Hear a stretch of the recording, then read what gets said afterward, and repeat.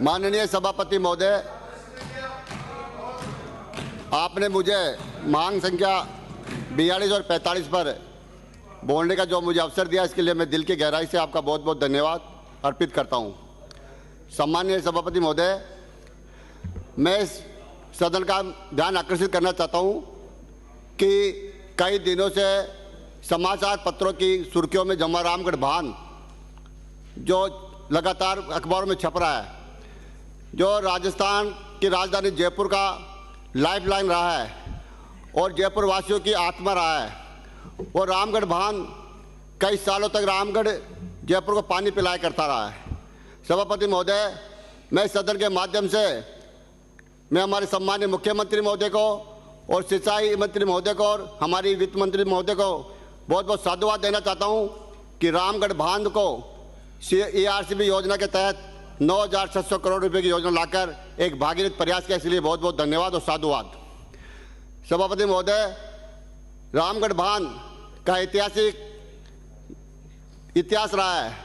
मैं धन्यवाद देता हूं हमारे मंत्री महोदय को, जिन्होंने अतिक्रमण को लेकर तुरंत और बहुत ही जल्दी से फैसला करके उसके अतिक्रमण को हटाने के लिए जो कमेटी बनाई, वो एक अपना में ऐतिहासिक है और मैं विश्वास है मुझे कि वो कमेटी जल्दी उस अतिक्रमण को हटाएगी और इस रामगढ़ बांध की दशा और दिशा सुधारेगी। सभापति महोदय, रामगढ़ बांध के जो आसपास के और छोटे बांध हैं, जिनमें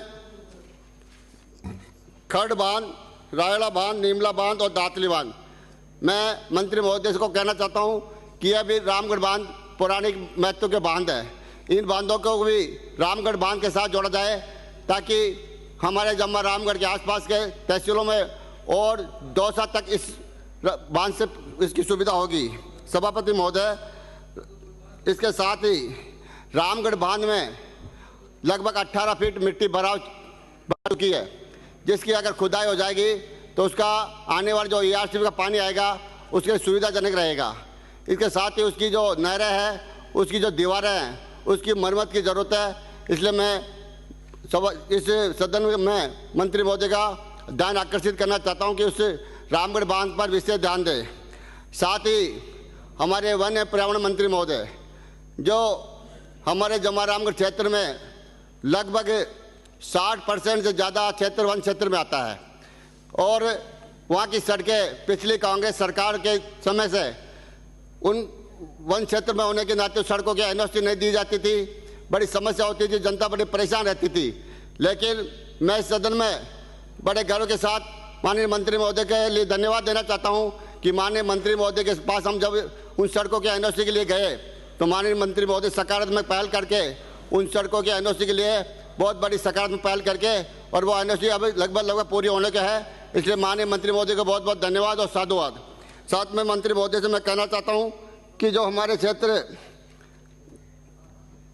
जो वन विभाग है, उस एरिया में लगभग किसानी एरिया है और आदिवासी एरिया है।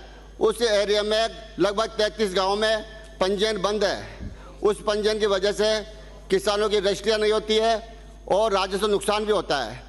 वहाँ के किसानों को KCC भी नहीं मिलती है, जिसकी वजह से बहन बेटी की शादी करने में दिक्कत आती है, बच्चों की पढ़ाई में दिक्कत आती है।